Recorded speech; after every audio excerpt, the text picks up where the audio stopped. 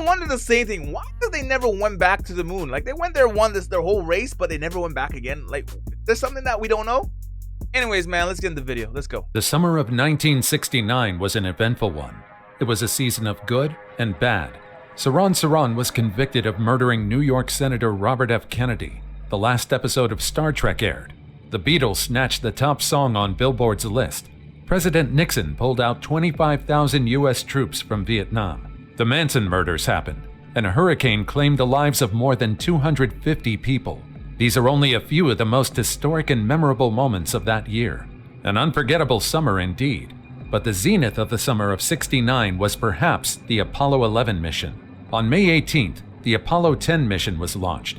The National Aeronautics and Space Administration commenced the mission in preparation for Apollo 11. Another attempt by the United States to step on the moon. And on July 20th, 1969, Mission Commander Neil Armstrong and crewmate Buzz Aldrin became the first and second astronauts to step on the moon. With the success of the Apollo 11 mission, it was expected that NASA would once again launch another moon landing project. And yet, it never happened. Behind the historic event and all the glory are setbacks that could have easily ended the mission prematurely, or ended the mission disastrously. It turns out that there are several reasons why we haven't pursued going back to the moon. Let's dive into the little-known details of the famous moon landing and figure out the reasons why we haven't launched another moon mission. From the takeoff to the aftermath, here are 15 secrets about the Apollo 11 moon landing. Number 15. The reason why. The Apollo 11 was an impressive feat itself. The Apollo 11 mission was the cultivation of hard work and hope of hundreds of thousands of people. Armstrong himself acknowledged that. To this day, the spacecraft that took part in the mission remained to be the greatest engineering feat in the history of mankind. In the 20th century, engineers started to plan and construct a ship that could break through our planet's atmosphere, reach the moon, and return back to our planet. They needed a ship that would keep the crew alive throughout a return trip to the moon. Engineers and experts started from scratch. It took more than 8 years and $2.4 billion for the Apollo 11 to be accomplished. In today's money, that amounts to a little over $23 billion. Before we go on, like this video, smash the subscribe button, and click the notification bell right now. Number 14. President Kennedy never cared about the moon. When President John F. Kennedy kicked off the mission in 1961 and announced that the United States would go to the moon, he made an audacious statement. After all, no one in the early 1960s expected that NASA would be able to construct a magnificent spacecraft capable of taking on the impossible. I personally think they just wanted to beat the Russians to the moon. That was it. Simple. America does not like losing, okay? Do not like losing, so they wanted to beat America to the moon. I mean, beat Russia to the moon. Mission of sending men to the moon. And yet, thousands of workers spent their time and effort to make it happen. When Kennedy announced that he wanted the United States to be the very first to reach the moon, and that he wanted to make it happen before the end of the 1960s, NASA had nothing. It had no rockets, computers, spaceships, or even spacesuits. But they made it work, and they completed the mission right on time. But did you know that President Kennedy never cared about the moon? No, the ex-president's interest lay elsewhere. Kennedy wanted to beat the Soviets into reaching the moon first. More than 5 decades after the moon landing, secret documents revealed the real reason why Kennedy pushed NASA to do the unthinkable. At the time, the Soviet Union was taking the lead in space exploration. They were seen as the pioneers after sending cosmonaut Yuri Gagarin into space, and he became the first man to go to space. Kennedy didn't push for the project in the name of science or for something novel like gathering knowledge about the universe.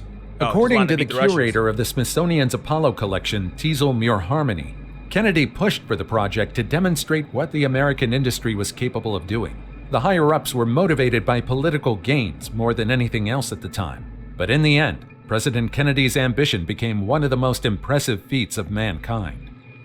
Number 13. The Soviets tried to hide their attempt to go to the moon. In the 1960s, reaching the moon was a race between the Soviet Union and the United States. However, the Soviets denied their efforts to go to the moon until 1989. The United States announced its intention to go to the moon through Kennedy's speech, but the Soviet Union never made their goals public. Instead, the Soviets worked secretly on their own program and continued on even after Apollo 11 reached the moon on July 20th, 1969. The Soviets Some wanna go to the people moon. think that That's what I wanna perhaps know. the Like, why Soviets they wanna didn't go? want to admit that they were beaten by claiming that they never participated in the moon race to begin with. Now, have you ever wondered where Yeah, all the pretty sure you guys conspiracy did. theories about the moon landing being faked came from? The space race was one of the reasons why some people think that the moon landing was faked. Conspiracy theorists started to convince people that the moon landing never happened, and that NASA staged the entire thing to beat the Soviets. However, rest easy because all these claims were debunked. The moon landing is very much real, and if you ever get the chance to step foot on the moon, you would surely see traces of past moon missions up there. Still, Number 12. that's No insurance company accepted the astronauts. Most of us have insurance. It's always good to prepare for the worst after all. so you mean if something happened up there, like these guys died or something, their families would get nothing because no one wanted to insure these guys? I don't know. Would that make you hesitant about like volunteering for this? Or would I still be like, yo, I'm the first guy on the moon. I don't care. I don't care. As long as I'm the first one, my name goes down in the history books, you know? Because Neil Armstrong, I think everyone's going to remember that guy's name. Honestly, everyone's going to remember Neil Armstrong. Usually, it's not that hard to apply for, but Neil Armstrong, Buzz Aldrin, and Michael Collins were quite different. You see, no insurance company would take you up as a client, especially if you're bound to be sent to the moon on a blasting spaceship. Right? A lot commended their courage to embark on a space mission, but most of the insurance companies were sure they would suffer a huge loss if they made a deal with any of the astronauts. In short, they believed that they would not be returning from the mission. No one wanted to offer life insurance to the astronauts, so the three decided to be creative. The astronauts knew that there was a demand for their signatures. Online selling and auctions didn't exist back then, but they knew that regardless of their safety, their signatures would cost a lot of money. A month before Apollo 11 was set to be commenced, the three astronauts were quarantined, and they spent their time signing hundreds of covers. It was their own way of life insurance. Their postmarked autographs were supposed to be sold by their families should something happen to them in space. In the end, the Apollo 11 mission was a success. The three astronauts came home safely, and the autographs they left behind still gave enough funds to their family. Today, a single insurance autograph can cost as much as a whopping $30,000. Number 11. Spacesuits were created by a lingerie company. What? Everything used in the Apollo Wait, are you going to talk about Victoria's Secret making these?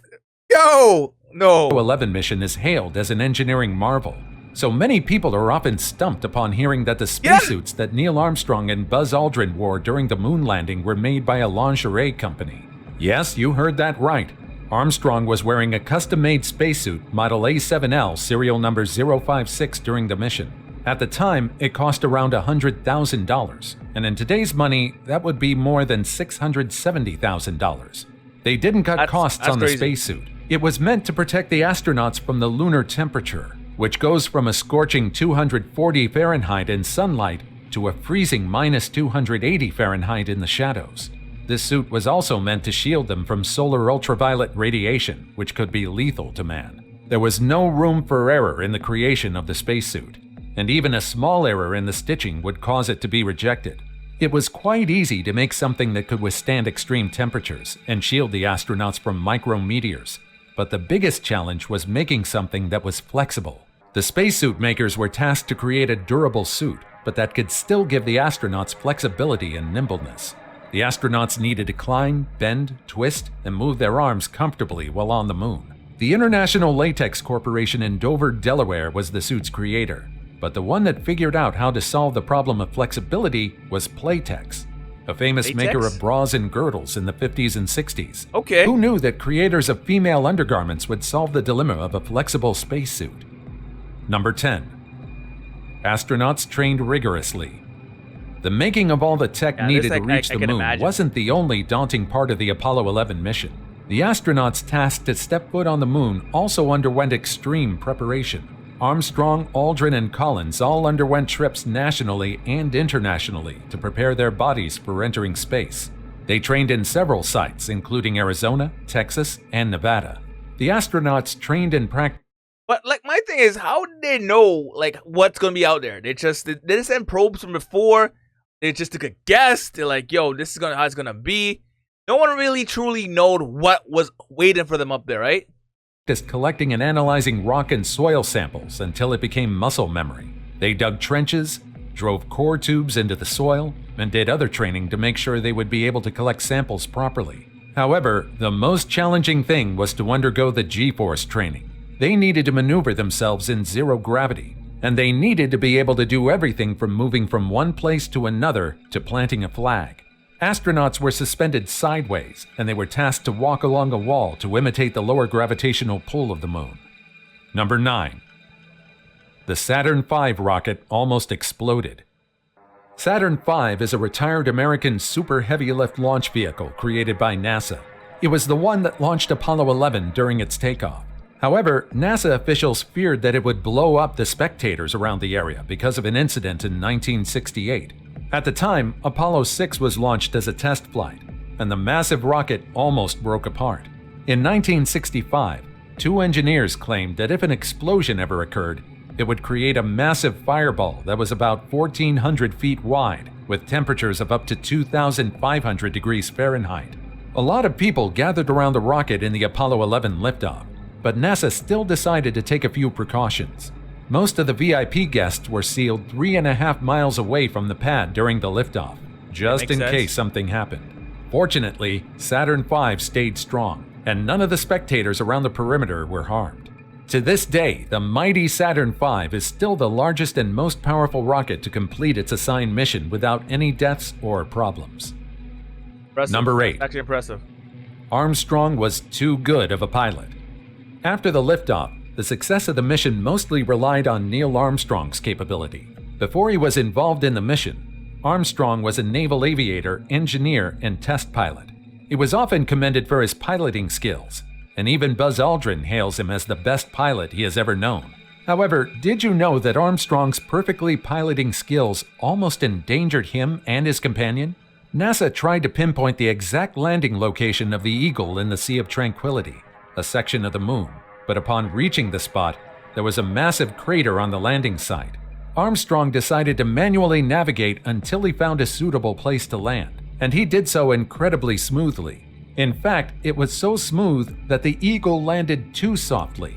The lander's legs were supposed to break off and crumple after absorbing the shock of the landing, but Armstrong was so good of a pilot that it didn't break. That's why instead of taking a step, the astronauts took a leap because the exit was higher than expected. The soft landing wasn't a problem, but the small miscalculation on where the Eagle would land cost them fuel. Fortunately, Armstrong knew they had enough fuel to land somewhere safely and make it back. Number 7. The moon had a smell.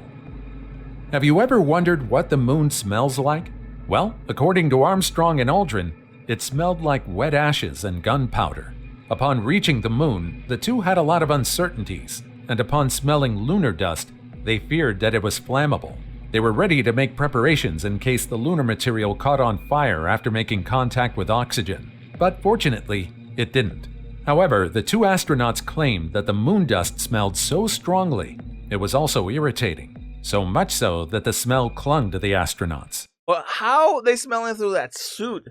That's the thing about it. I thought it was supposed to be airtight. Like, if that suit is airtight, how are you smelling it? Right? I mean, something's kind of leaking in. Unfortunately, scientists on Earth never got the chance to smell lunar dust because the smell dissipated on its way to our planet. Number 6. Buzz Aldrin took communion on the moon. Now, this is definitely one of the things that NASA most likely tried to keep under wraps. To this day, not a lot of people are aware of Aldrin's hushed-up communion on the moon. There was no other reason besides the fact that the Christian ceremony might garner unwanted attention and scrutiny from the public. Buzz Aldrin wasn't the first person to ever pray in space, but he was the very first, and most likely last, to take part in the first Christian sacrament on the moon. He did the unthinkable. He took sacred bread and wine blessed on Earth and performed the Holy Communion on the moon. Aldrin did it while preparing to walk out of the spacecraft and be the second person to walk on the moon. As Aldrin requested for a few moments of silence and for the listeners on ground control to give thanks in their own way, Armstrong watched quietly and did not participate. NASA kept the entire thing mostly a secret in fear that it would cause the same incident as what happened on the Apollo 8 mission, when NASA was sued after astronauts read a passage from the book of Genesis. In time, Shit, it seems did like not many know began to that. respect Aldrin's They got decision. sued for that? That's At the kinda end of the stupid. day, we're all living on the same Earth, looking at the same moon, and blessed by the same sun. No matter what you believe in, it doesn't change the fact that we're all humans. Number 5. Like, why would they sue something for that? The iconic line of Armstrong might have been a misquote. As a part of a historic event, the first thing that Neil Armstrong uttered on top of lunar soil became one of the most iconic lines in history. That's one small step for man, one giant leap for mankind. Fine. Yeah, Armstrong everyone knows that claimed quote. as he made the first step on the moon. At least, that was what watchers on Earth heard. According to Armstrong, he said something a bit different. Instead of the famous quote, he said, "That's one small step for a man." It's a tiny misquote, and it's not Yeah, that it's big of a not deal. that big of a but difference. it's true that there is a misquote. It's just that the footage people saw didn't clearly pick up the exact words that Armstrong said on the moon. It doesn't really matter what he said, but Armstrong wanted to make sure that he got his grammar right by including the indefinite article. However, the audio recording proved otherwise. After a while, even Armstrong himself started to doubt what he actually said. Fortunately, in 2006, a computer programmer named Peter Shanford analyzed the recording. He found out that there was a brief and unintelligible sound between the words "for" and "man." So I guess in the end, Neil Armstrong said the statement correctly. And now it's time for today's topic. This is why NASA never returned to the moon. Years after the Apollo 11 mission, UFOologists and conspiracy theorists on the internet claimed that NASA took more from the moon than just lunar dust and space rocks. They claim that the administration also recovered the remains of an alien, which they continue to hide to this day. More than 5 decades after the moon landing, we still haven't found life on our satellite. But many believe that the higher-ups know something that we don't. Do you believe that there really is life on the moon? Maybe, Or is man. this nothing but another hoax? As always, comment down below with the hashtag today's Anything is topic, possible, and man. let us Anything know is your possible. opinion At about this what point, we you just never know what these showed on guys are hiding. screen. With that said, let's keep things moving. Number 4. Neil and Buzz were almost stranded on the moon. To this day, not a lot of people are aware that Neil Armstrong and Buzz Aldrin were almost stranded on the moon. After the historic moonwalk on July 20th, 1969, the two astronauts were preparing to return to command from their lunar module when they suddenly noticed a small switch on the ground. It came from the broken tip of a circuit breaker. The switch accidentally broke while Buzz and Neil were putting on their life support system backpack. And that small mishap could have left them stranded on the moon with no way to go back to Earth. After all, the small circuit breaker switch was needed for takeoff. The two astronauts immediately alerted ground control about it, but they remained calm. The solution to their problem was quite unexpected. As an engineer, Buzz figured out an unlikely way to make the broken circuit breaker work. A felt-tip pen. Buzz pressed the circuit breaker in, closed it, and made it work. They delivered the good news to ground control, and everything went smoothly. The ascent engine worked, and they were blasted off the moon. Honestly, like, but the I'm challenges not of a coming safe home. touchdown on Earth. That would have been so nerve-wracking for me. I'd be like, yo, we got to figure this out, like, ASAP. I would have found any kind of way to get it done. Like, he did. Earth didn't end there. After a long flight of 195 hours, 18 minutes, and 35 seconds, Apollo 11 touched down in the Pacific Ocean. Its landing was supposed to be documented by the recovery ship USS Hornet, but bad weather made the Apollo 11 land 13 miles further than the ship. This small change could have ended in a disaster, but fortunately, Buzz and Neil came out safe. Number 3. The astronauts were quarantined after reaching home. Yeah. The hardest parts were over, but the astronauts couldn't rest just yet. Before they could go back home and reunite with their families, I could imagine. they had to be quarantined. You never know what kind of things you pick up, man. Because honestly, even now with this COVID thing, you never know. Like, honestly, there's so many germs, space bugs. Can you imagine bring back a space disease or something, or virus or something like that? So I understand why they had to get quarantined. But it must have sucked because they probably want to see their families, you know, the kids and all that stuff. Many believe it's quite impossible that there's life on the moon. NASA still wanted to be safe. Neil Armstrong, Buzz Aldrin, and Michael Collins were all quarantined for 21 days after their historic mission to the moon. NASA claimed that this was a necessary action in case the three were exposed to lunar bacteria or other harmful unknown elements. That they don't know about. Neil even celebrated his birthday in quarantine. NASA made sure to prepare, though. Even though he was under restriction, Armstrong celebrated his birthday with festivities. He had a surprise birthday party with a cake made by the Lunar Receiving Laboratory at what is now Johnson Space Center. Meanwhile, doctors kept a close eye on the astronauts, and experts analyzed all the lunar material they recovered from the Apollo 11 mission. After 21 long days, the astronauts were finally cleared and were... Is that why they tell everybody got to quarantine for at least 21 days? Is it just a standard that didn't fall in? Like since way back 50 decades ago, well, 5 decades ago, is that just a standard now? So 21 is the standard for everything. Were given the go signal to return home. Luckily, it seemed like no pathogen or lunar bacteria decided to hitchhike with the astronauts on their way back to Earth. I don't think we could handle an outbreak of moon sickness just yet. Number 2. Our traces on the moon. It seems like all of us have the inherent desire to mark places that we've reached before. Travelers often leave behind marks or signs in places they go, while some opt to collect souvenirs to remember. I do that. Comment down below if you guys leave kind of symbols or marks or anything. Like when you go to certain places, just put your mark and like hopefully when you come back, it's going to still be there. I know why I do that, okay? Even down to like locks. This place in Toronto called the Shirley District. Okay, I put a lock there on the fence and I locked it there. And it's still there. And this was like 5 years ago. My next one I want to do, I know there's one in China. I want to go to China and put one on, that there's a lock thing in China. I want to put one there. That's my next goal. Remember the place they visited. Likewise, astronauts also leave something behind in all the places they go to in space. Many think that the only thing Apollo 11 left behind on the moon was the flag of the United States. However, the mission left more human traces on the moon. For one, the footprints left behind by Armstrong and Aldrin are still on the moon. There's no weather on the satellite after all, and there's a chance that the footprints could last almost as long as the moon itself. Part of the landing module stage was also left behind. One of its legs contained a plaque that read, "Here men from the planet Earth first set foot on the moon July 1969 AD. We came in peace for all mankind." I guess it was important to clarify that we came in peace, just in case extraterrestrial creatures stumble upon it. There were also all sorts of tools and trash left behind on the moon. The astronauts of the Apollo 11 mission had no choice but to discard all of their insignificant belongings to lessen the weight carried by the spacecraft. They left behind the hammers, scoops, and human waste. 96 bags of it. So yes, one of the things we left behind on the moon was human excrement. Number 1. Everyone expected a disaster. In the 1960s, iPads, tablets, AIs, and all other technology that we have access to today didn't exist. That's why many expected the mission to fail. After all, reaching the moon was such an incredible feat that it almost sounded impossible. Activists opposed the funding of the mission, claiming that it was unrealistic and that the money could be used elsewhere. Some people didn't express their negative thoughts so openly, but they believed that the mission would be a disaster.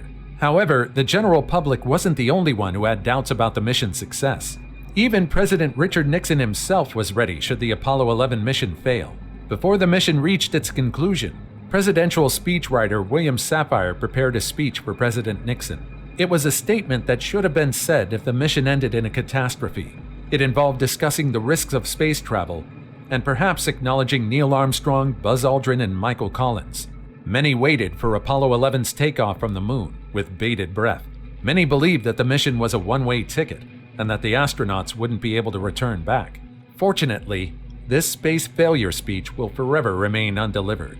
It might take a while before we embark on another iconic space mission, but day by day we continue to learn more about the universe we live in, thanks to astronauts and the space probes that roam in space. Besides, we are but a speck of dust in the galaxy, and it's far too ambitious for us to know everything there is to know about the universe. Yeah, that's so true. For now, we'll take our time and unravel the mysteries one step at a time. Let's keep the discussion going and share your... so true, man.